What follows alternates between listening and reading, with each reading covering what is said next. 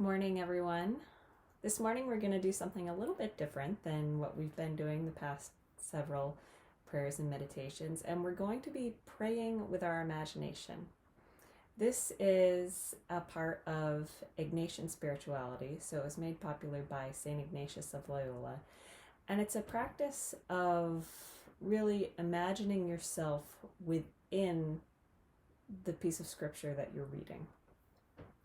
So what we'll do this morning is I will read through a piece of scripture and I'll invite you to imagine yourself as a person in that story. And what you really want to do is just sort of let go of any anxieties or stresses or thoughts you might be having in other areas of your life.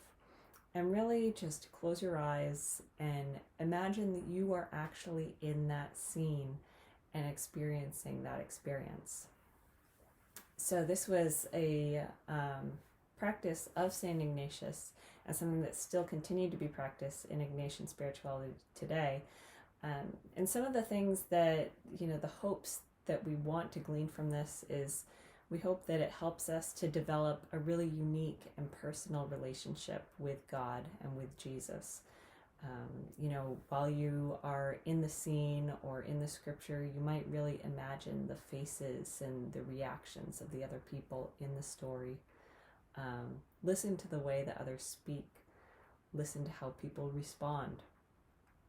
And these imaginative details can really help us to get to know Jesus and the other gospel characters a little bit better, more so than just a historical figure or someone that exists just in a book. Really helps us to build a more personal relationship and closeness.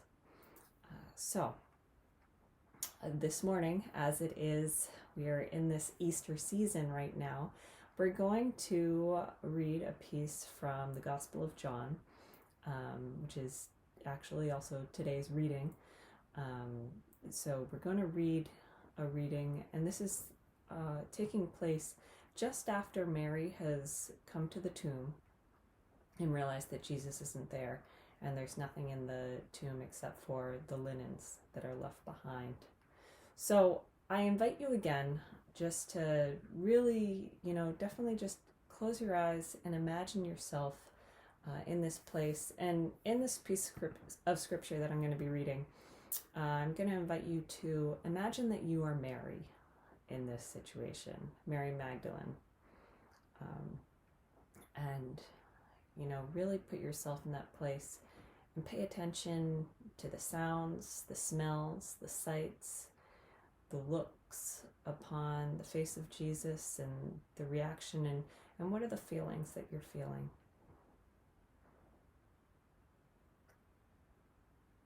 This is from the Gospel of John, chapter 20. Mary Magdalene stayed outside the tomb weeping. And as she wept, she bent over into the tomb and saw two angels in white sitting there, one at the head and one at the feet where the body of Jesus had been. And they said to her, "Woman, why are you weeping?"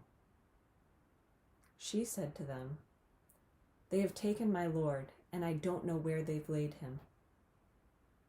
When she had said this, she turned around and saw Jesus there, but did not know it was Jesus. Jesus said to her, "Woman, why are you weeping? Whom are you looking for?" She thought it was the gardener and said to him, "Sir, if you carried him away, tell me where you laid him, and I will take him." Jesus said to her, "Mary." She turned and said to him in Hebrew, "Rabboni," which means teacher. Jesus said to her, "Stop holding on to me, for I have not yet ascended to the Father. But go to my brothers and tell them, I am going to my Father and your Father, to my God and your God." Mary went and announced to the disciples, "I have seen the Lord." And then they reported what he had told her.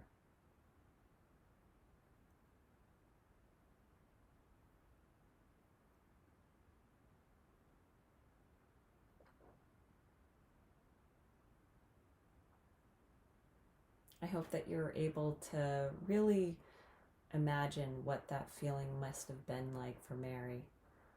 The amazement and the fear and all the different emotions that she felt. She went from being devastated to afraid to confused to amazed, and really spend some time with those emotions and those feelings and how that must have felt. And if you weren't able to really get into the zone, and really imagine yourself in that situation the first time around, I invite you to go back and listen again to that piece of scripture and really try to imagine yourself as Mary, and spend some time and in that amazement of realizing and seeing Jesus for the first time, and sort of sit with what that feeling is. So that's all for today. Happy Easter, and we'll see you soon. Bye-bye.